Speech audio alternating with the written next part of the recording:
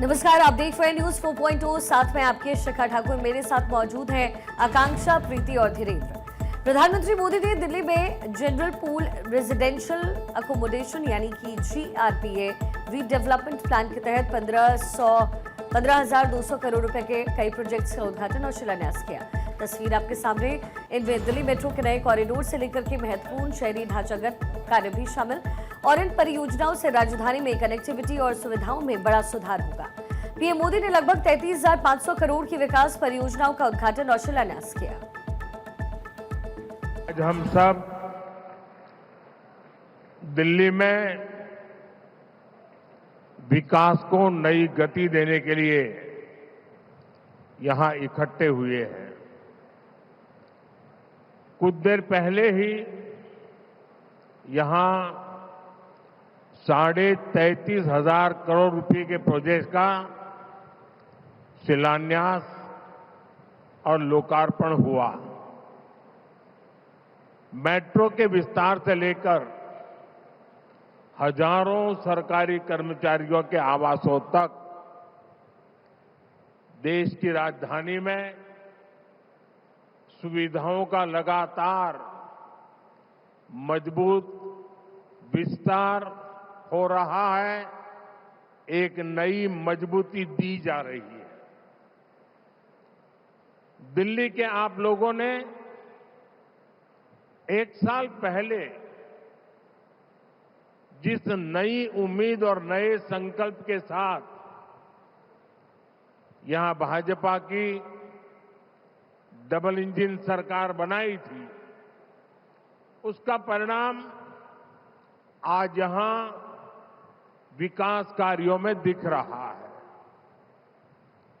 मैं दिल्ली के सभी नागरिकों को इस विकास की अविरत धारा के लिए बहुत बहुत बधाई देता हूं।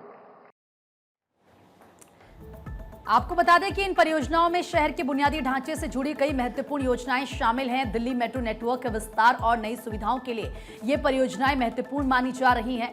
इससे पहले पीएम मोदी ने सरोजनी नगर में GPRA टाइप 5 क्वार्टर्स का दौरा भी किया और महिला लाभार्थियों को नए घरों की चाबियां सौंपी। साथ ही श्रमजीवी बहनों से भी संवाद किया।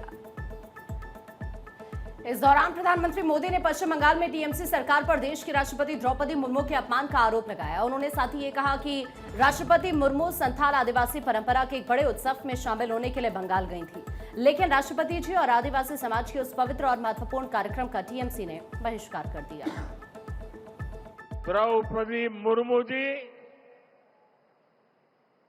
संथाल आदिवासी परंपरा के बहुत बड़े उत्सव में शामिल होने के लिए बंगाल गई थी, लेकिन राष्ट्रपति जी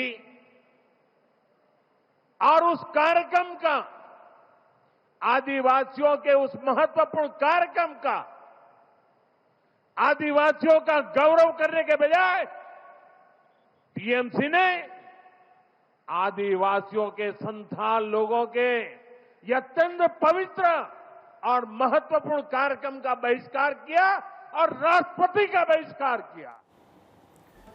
प्रधानमंत्री नरेंद्र मोदी ने कहा कि दिल्ली केवल भारत की राजधानी नहीं है, ये भारत की पहचान भी है, ये भारत की ऊर्जा का प्रतीक भी है।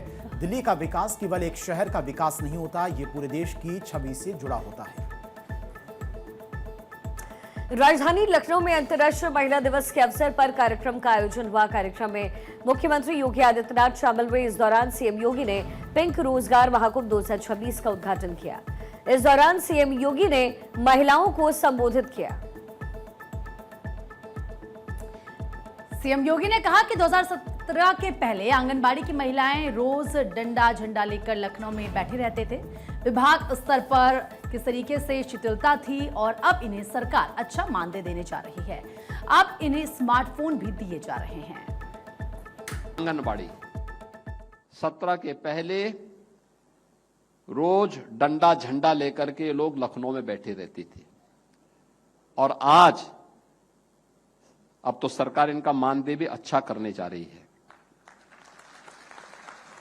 विभाग के स्तर पर शिथिलता थी, अब विभाग भी उसको तेज करने जा रहा है कि स्मार्टफोन के माध्यम से उनका एक एक कार्य वे अपलोड करेंगे और उसको परफॉर्मेंस बेस्ड करते हुए अच्छा सम्मानजनक मानदेय तो प्राप्त करेंगे। आज उनका एक कार्यक्रम का शुभारंभ हो गया कि 5 लाख रुपए की कैशलेस स्वास्थ्य की सुविधा उनको प्रदान करने का कार्ड यहां पे आज उपलब्ध करवा दिया गया है।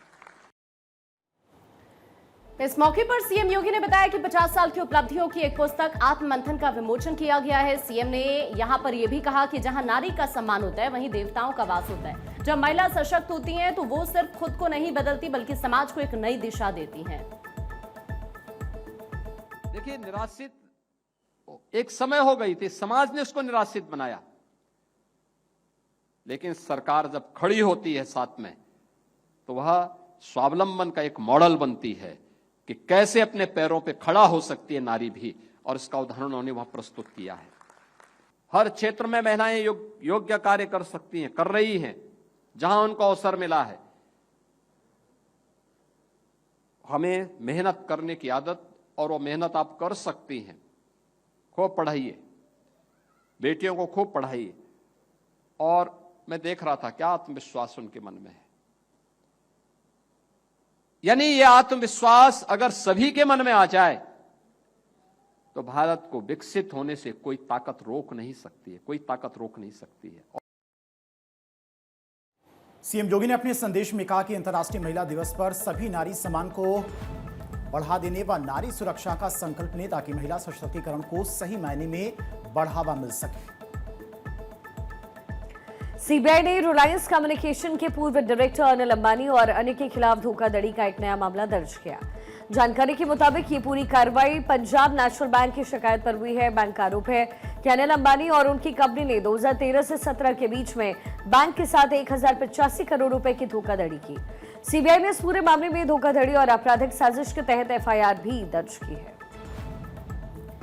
पीएनबी के मैनेजर संतोष कृष्ण की शिकायत के मुताबिक अनिल अंबानी और कंपनी के अन्य निदेशकों ने बैंक से लिए गए फंड का गलत इस्तेमाल किया। एफआईआर में कहा गया है कि आरोपियों ने पीएनबी को 621.39 करोड़ रुपए और यूनाइटेड बैंक ऑफ इंडिया, जिसका अब पीएनबी में विलय हो चुका है, उसको 463.80 करोड़ रुपए का नुकसान पहुंचाया है। बैंक का दावा है कि कंपनी ने लोन की रकम को उन जगहों पर निवेश किया या भेजा जिसकी जानकारी बैंक को नहीं दी गई थी। इससे पहले फरवरी में भी अनिल अंबानी और उनकी कंपनी रिलायंस कम्युनिकेशंस के खिलाफ सीबीआई ने धोखाधड़ी का एक नया मामला दर्ज किया है। जांच एजेंसी का आरोप है कि अनिल अंबानी और उनकी कंपनी ने साल 2013 से 17 के बीच बैंक ऑफ बड़ौदा के साथ 2220 करोड़ रुपए से ज्यादा की धोखाधड़ी की है। प्रवर्तन निदेशालय यानी कि ईडी ने रिलायंस ग्रुप के चेयरमैन अनिल अंबानी के मुंबई स्थित बंगले एबोट को अटैच कर यानी कि जब्त कर लिया है। पीटीआई के अनुसार इसकी कीमत करीब 3716 करोड़ रुपए आंकी गई है। अनिल अंबानी बैंक फ्रॉड मामले में अनिल अंबानी की कई प्रॉपर्टी को अब तक अटैच कर चुकी है। चलिए आगे बढ़ते हुए बिहार की राजनीति में एक नया अध्याय भी जुड़ गया है और शुरू हुआ है। मुख्यमंत्री नीतीश कुमार के बेटे निशांत कुमार ने आखिरकार औपचारिक रूप से जेडीयू की सदस्यता ली। दिलचस्प बात इसमें यह है कि जिस कार्यक्रम में निशांत ने पार्टी को ज्वाइन किया है उसमें खुद मुख्यमंत्री नीतीश कुमार मौजूद नहीं रहे।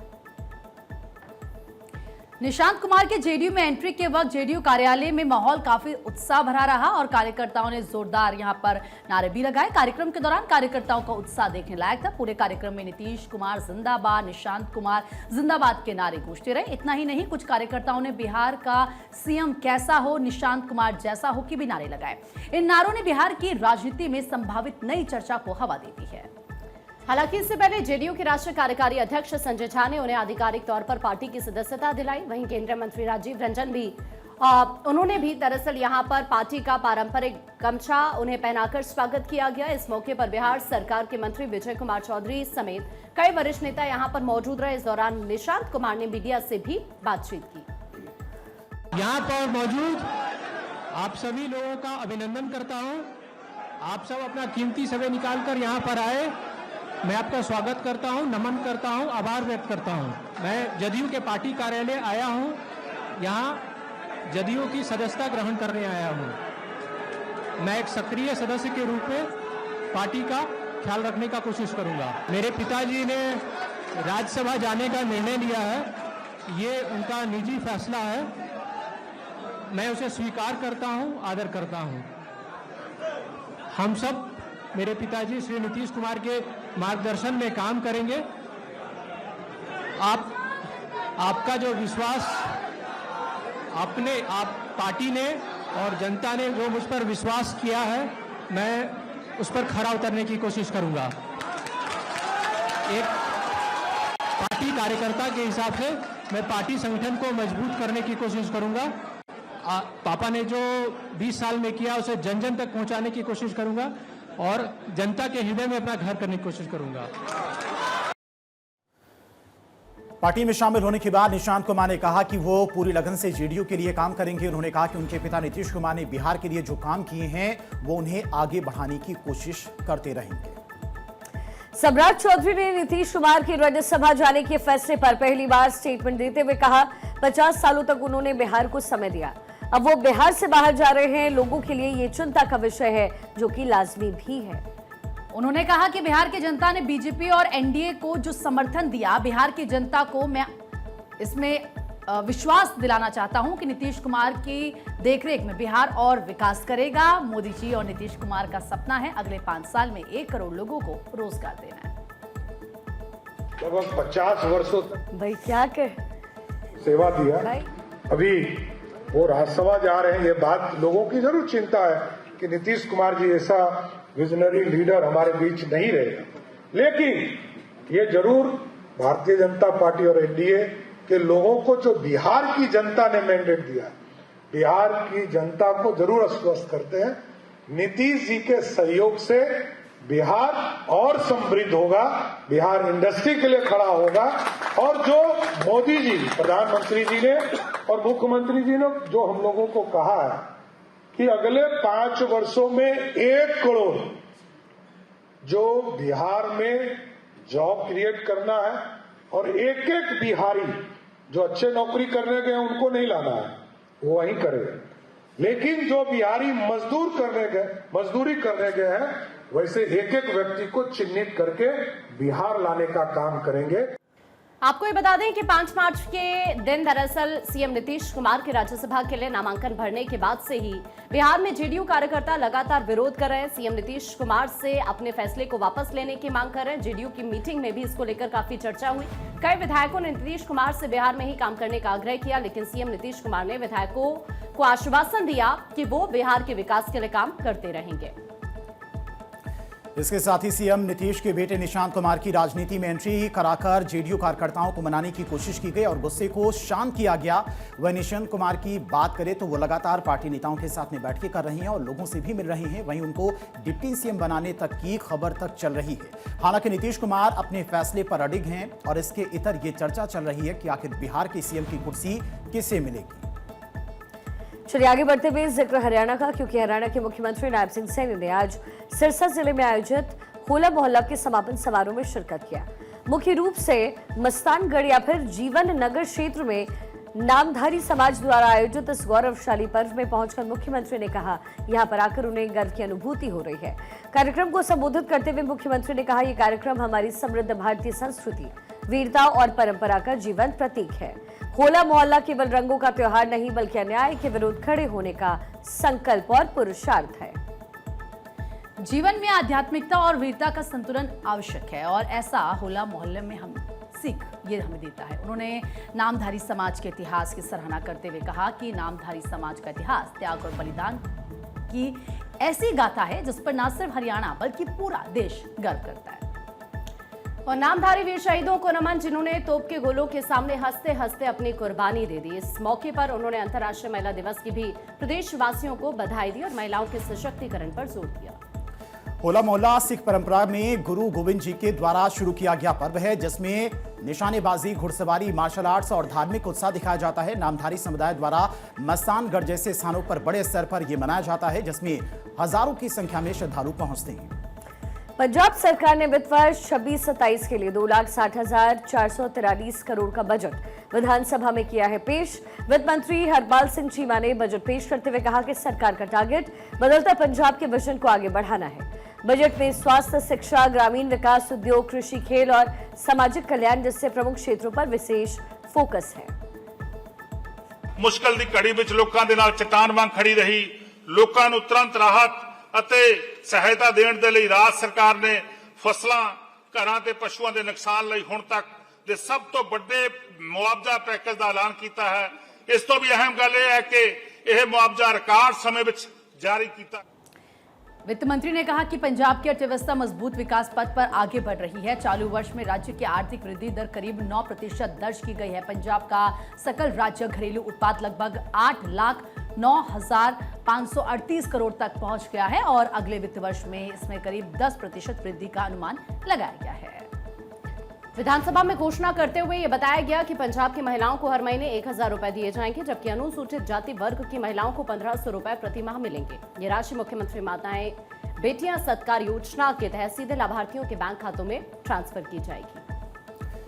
सरकार ने नशे के खिलाफ चलाए जा रहे युद्ध नशे दे विरुद्ध अभियान को और तेज करने की घोषणा की है। सीमा क्षेत्र में सुरक्षा मजबूत करने के लिए 5,000 होमगार्ड जवानों को तैनात किया जाएगा, जो सीमा सुरक्षा बल के साथ दूसरी सुरक्षा पंक्ति के रूप में काम करेंगे। सीमा पार से ड्रोन के जरिए होने वाली तस्करी को रोकने के लिए अत्याधुनिक एंटी ड्रोन सिस्टम लगाए जाएंगे और इन पहलों के लिए बजट में 110 करोड़ का प्रावधान किया गया है। इसके अलावा राज्य में पहली बार ड्रग सेंसर कराने की भी घोषणा की गई है और इससे सर्वे के जरिए नशे के प्रसार और उससे जुड़े सामाजिक आर्थिक पहलुओं का अध्ययन किया जाएगा। इसके लिए 150 करोड़ रुपए का बजट अलग से रखा गया है। चलिए खबरों में आगे बढ़ते हैं। दिल्ली के उत्तम नगर इलाके में होली के दिन हुई युवक की हत्या के मामले में प्रशासन ने सख्त रुख अपनाते हुए आरोपी के खिलाफ बुलडोजर कार्रवाई शुरू की है। एमसीडी की टीम ने मुख्य आरोपी निजामुद्दीन के अवैध निर्माण के खिलाफ ये कार्रवाई शुरू की। इस बीच पुलिस ने मामले में SC/ST एक्ट की धाराएं भी जोड़ दी और एक नाबालिग सहित अब तक 7 लोगों को अरेस्ट किया गया।